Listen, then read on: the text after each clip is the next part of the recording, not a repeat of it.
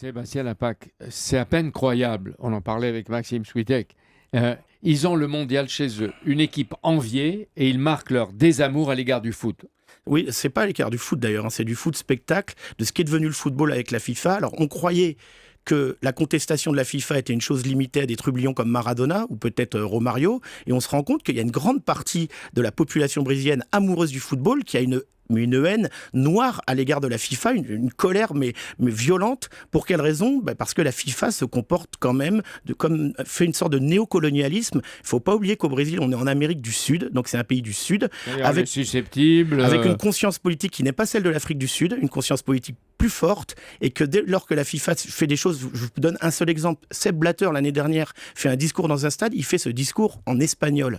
Bon, il ne pouvait pas apprendre quelques mots de portugais. Vous voyez déjà, ça fait le comportement typiquement néocolonial. Et puis, vous savez, il y a un secrétaire général de la FIFA qui a expliqué que c'était plus facile d'organiser une Coupe du Monde dans un État autoritaire que dans une démocratie pluraliste. Donc, il y a l'exemple de l'Afrique du Sud il y a quelques années. Voilà. En 2016, c'est ce qui se passe après la grande crise. On voit bien que c'est difficile de créer des grands événements mondiaux. C'est des événements qui coûtent des milliards de réals ou d'euros.